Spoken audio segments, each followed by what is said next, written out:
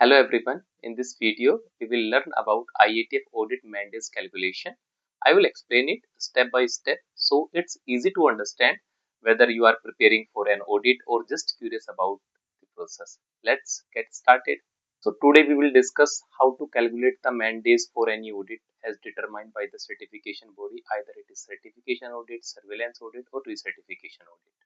As per IATF Rule 6 requirement, the certification body shall have a process for determining the audit duration required to accomplish a complete and effective audit of the client quality management system.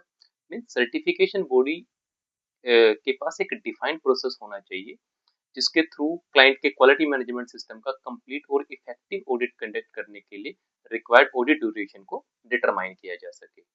Okay, so audit duration basically क्या होता है? Audit days plus additional audit time, that is called audit duration. So किसी भी audit के लिए certification body जो मैंडेज define करती है वो मैंडेज स्ट्रिक्टली कंप्लाई करना चाहिए आईएटीएफ के जो मिनिमम मैंडेज की रिक्वायरमेंट है, जो आईएटीएफ की मैंडेज कैलकुलेशन की टेबल है as per the manpower. So वो स्ट्रिक्टली इसको कंप्लाई करना चाहिए. First point. Second point, these audit days shall be limited to activities used like audit opening meeting, closing meeting, auditing of the client process and audit report writing only. We have discussed the minimum audit days, so now we'll discuss the additional audit time. Basically, additional audit time shall pertain to auditing activities that do not count toward the minimum audit days per man days table. Additional audit time का मतलब है ऐसी auditing activities जो man days table में defined minimum audit days में include नहीं होती है. जैसे कि प्रीवियस ईयर की ऑडिट की नॉन कंफर्मिटी की वेरिफिकेशन करनी है, ट्रांसलेशन टाइम है, टेक्निकल एक्सपर्ट का टाइम है, सिग्निफिकेंट चेंजेस हैं कुछ क्लाइंट ऑर्गेनाइजेशन में, उसकी इन्वेस्टिगेशन में जो टाइम यूज हम करते हैं, आईएटीएफ ओईएम की परफॉर्मेंस ठीक नहीं है उसके लिए जो एडिशनल टाइम होता है, स्कोप एक्सपेंशन है एंड कोई चेंजेस है रिमोट लोकेशन के अंदर. तो जो ये इन एक्टिविटीज को वेरीफाई करने के लिए जो टाइम एलोकेट होता है वो टाइम मिनिमम ऑडिट डेज के अलावा एडिशनल टाइम ऑडिट के अंदर ऐड होता है. So this is called additional audit time. Now we'll discuss whenever any certification body determining the audit duration and developing an audit plan, the certification body shall consider minimum points.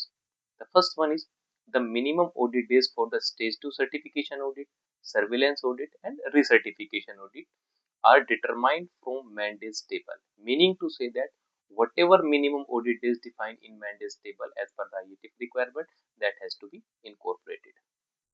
One more point here, stage 1 readiness assessment mandates will not be considered into the stage 2 audit. तो stage 1 के जो mandates utilize करते हैं while conducting this stage 1 readiness audit, so वो mandates stage 2 में consider नहीं होते. Stage 1 के जो mandays calculation that is different and stage 2 की जो मैंडेज है that is different. So next point, the determination of the minimum audit days shall be based on the audited entity which include the total number of employees at the manufacturing site. अगर उसकी कोई extended manufacturing site है उसके भी जितने भी man power है वो भी कंसिडर करेंगे and the number of relevant employ at the standalone remote support location वो भी उसके अंदर कंसिडर करेंगे. And some time what happen कि स्टैंड लोन रिमोट लोकेशन होता है वो more than one manufacturing site को सपोर्ट करता है. तो based on the manpower ratio तो उसका अपोर्शन वहां से हम कंसिडर करते हैं. तो जब certification body number of employees को काउंट करती है फॉर द ऑडिटेड एंटिटी तो उसके अंदर वो किन किन एम्प्लॉयज को कंसिडर करती है? तो परमानेंट एम्प्लॉयज, अगर वहां पे कोई पार्ट टाइम एम्प्लॉयज हैं, अगर कोई कॉन्ट्रैक्टेड एम्प्लॉयज हैं एंड कोई टेम्परेरी एम्प्लॉयज हैं एंड कुछ क्लाइंट डेली बेसिस के वर्कर भी यूज करते हैं. तो लास्ट 6 मंथ के जो डेली बेसिस की जो मैन पावर जो वर्कर यूज किए हैं उसका एवरेज, तो इन सभी को कंसिडर करके then minimum audit days calculate कर. Next is number of employees increase before the audit. So इस केस में क्या होता है, अगर ऑडिट से पहले मैन पावर इंक्रीज हो जाती है तो जो मिनिमम ऑडिट डेज हैं वो दोबारा रिकैलकुलेट करने पड़ेंगे. And if the man days are increase so वो जो करंट ऑडिट है उसके अंदर वो इंक्रीज मैन डेज डिप्लॉय करने पड़ेंगे, वो ड्यूरेशन ऑडिट का उतना ही इंक्रीज हो जाएगा. So next, when calculating the audit days after applying all applicable reductions the result shall be rounded up to the nearest half day.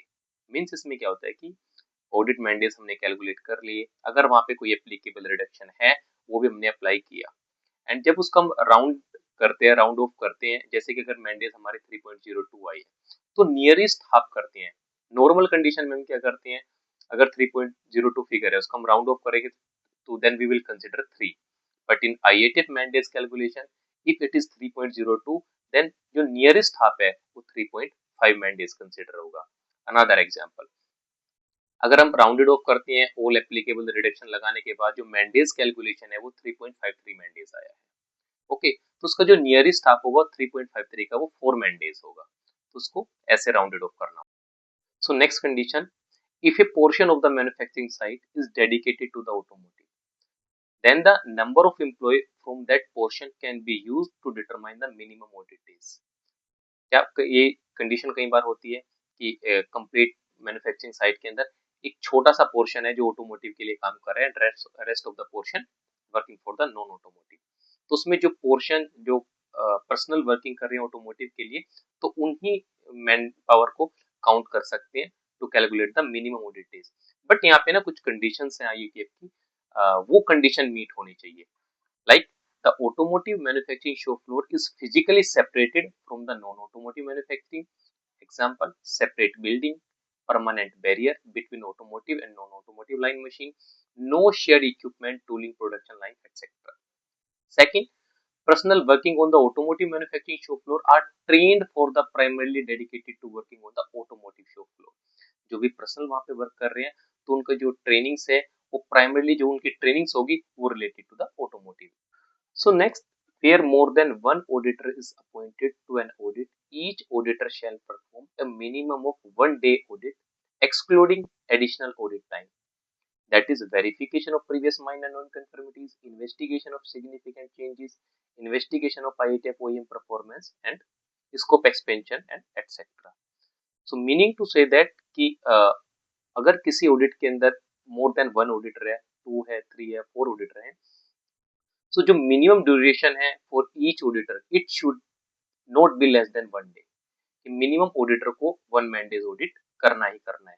पहले क्या होता था, ऑडिटर 4 आवर्स भी ऑडिट कर सकते थे, 6 आवर्स भी ऑडिट कर सकते थे मिनिमम, बट किसी भी ऑडिट के अंदर अगर कोई ऑडिटर पार्टिसिपेट करता है तो उसको एटलीस्ट 1 मैंडे का ऑडिट करना पड़ेगा, excluding the additional audit hours.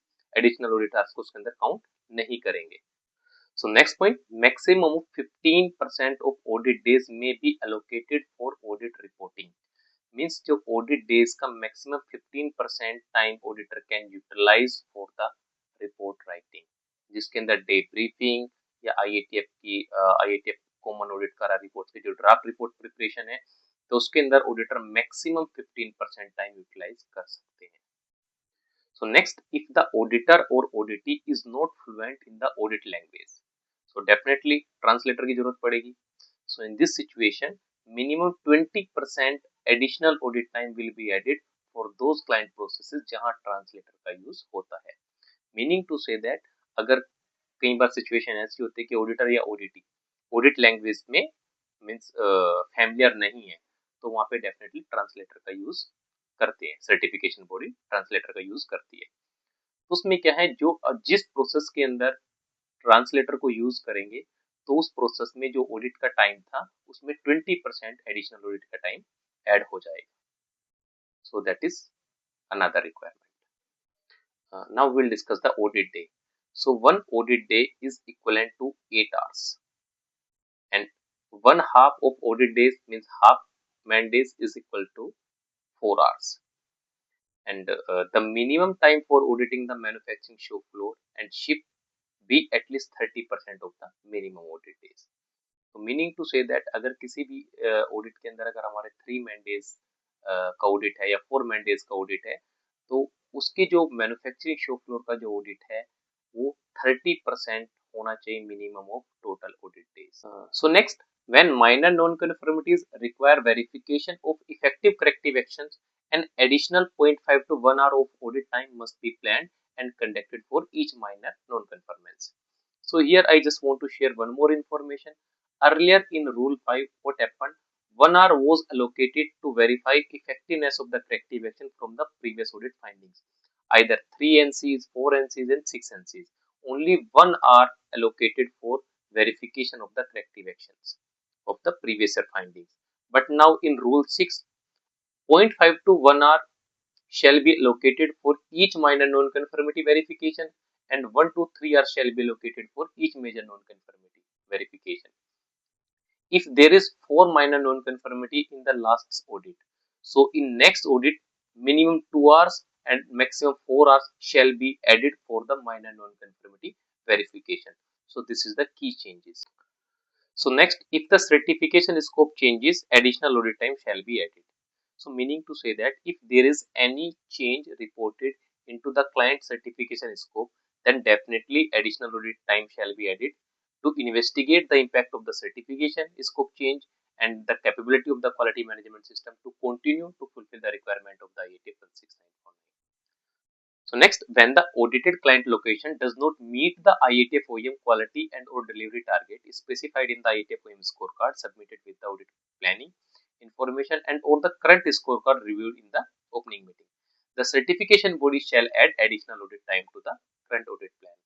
Meaning to say that अगर client IATF OEM को supply करता है, IATF OEM like BMW, Volkswagen, Stellantis, and जो IATF OEM के जो स्कोर कार्ड्स हैं वो ठीक नहीं है, मीन्स यू कैन से जो उसके जो क्वालिटी परफॉर्मेंस एंड जो डिलीवरी परफॉर्मेंस के जो टारगेट है वो अचीव नहीं हो पा रहे हैं, तो उस केस में क्या है, ऑडिट के अंदर सर्टिफिकेशन बॉडी को एडिशनल टाइम ऐड करना पड़ेगा. एंड जो एडिशनल टाइम उसके अंदर ऐड होता है that used to verify the effective implementation of the systematic corrective action for the unmet quality or delivery target and check the related risk to similar process and products. कि जो भी regions रहे हैं जिसकी वजह से क्वालिटी और delivery performance meet नहीं हुई है, तो उसके जो करेक्टिव एक्शन प्लान है उनकी इफेक्टिवनेस प्रॉपर्ली वेरीफाई होती है, जो एडिशनल टाइम होता है. तो इस केस में there is one exception, if the client provide evidence showing the corrective action are already implemented and are effective. अगर कस्टमर ये कहता है कि जो प्रॉब्लम मेरी स्कोर कार्ड में है, जो IATF OEM की जो परफॉर्मेंस मीट नहीं हो पा रही थी, मैंने करेक्टिव एक्शन प्लान ऑलरेडी ले रखे हैं एंड जो करेक्टिव एक्शन प्लान है वो इफेक्टिवली इंप्लीमेंटेड है एंड उनका जो रिफ्लेक्शन है वो स्कोर कार्ड के अंदर भी दिख रहा है, मीन्स जो परफॉर्मेंस है वो इम्प्रूव हो रही है. सो इस केस के अंदर एक्सेप्शन ये है कि अगर सर्टिफिकेशन बॉडी को लग रहा है कि जो सबमिटेड जो करेक्टिव एक्शन प्लान है जो इम्प्लीमेंटेड है, तो वो ये जो एडिशनल टाइम है वो उसको ऐड नहीं करेगी. सो इन IATF OEM के केस में sometime one more situation happen कि जब प्री प्लानिंग होता है तो client submitted the IATF OEM score card and score card are meeting the performance, कि जो भी उनके टारगेट्स हैं क्वालिटी और delivery performance are meeting. But जब ऑन साइट ऑडिट के लिए जाता है ऑडिटर, तो समटाइम व्हाट हैपन, जो लेटेस्ट स्कोर कार्ड है उसमें परफॉर्मेंस मीट नहीं हो पा रहा है, तो in this situation certification body need to add the additional hour in the current audit. तो अगर ये पॉसिबल नहीं है एडिशनल आवर्स को इनकॉर्पोरेट करना करंट ऑडिट में, एंड नंबर ऑफ रीजंस हो सकते हैं, अगर पॉसिबल है तो then auditor will add the additional hours. But अगर ये पॉसिबल नहीं है then within 60 calendar days from the closing meeting certification body को स्पेशल ऑडिट कंडक्ट करना पड़ेगा क्लाइंट लोकेशन पे. एंड जो एडिशनल आवर्स हैं in case of IATF OEM की अगर परफॉर्मेंस मीट नहीं हो पाती है तो उसका टेबल मैंने प्रेजेंटेशन में लगाया है. if the number of employees less than 500 और IATF जो OEM है वो 1 और 2 IATF OEM है क्लाइंट के पास में, तो उसमें 4 hours ऐड होते हैं, and if OEM is more than 3 then 6 hours will be added. if the manpower is 500 to 3000 और जो IATF OEM है 1 से 2 है, तो then 5 hours will be added into the audit as an additional time, and if more than 3 है then 7 hours. so जो additional hours हैं और IATF OEM के केस में जहाँ पे परफॉर्मेंस टारगेट मीट नहीं हो रहे, so that will be added as per this table. So now I will show you the IATF mandates calculation table used for deciding minimum audit duration. So this is the table.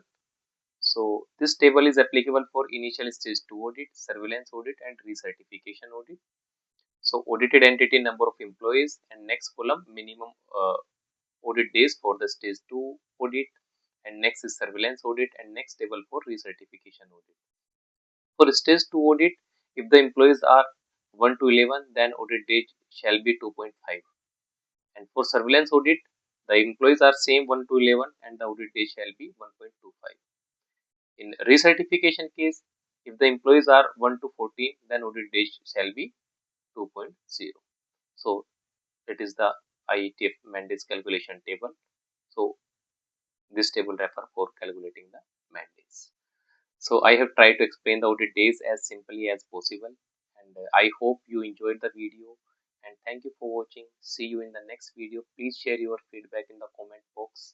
So this brings us to the end of the today's session. Thank you so much.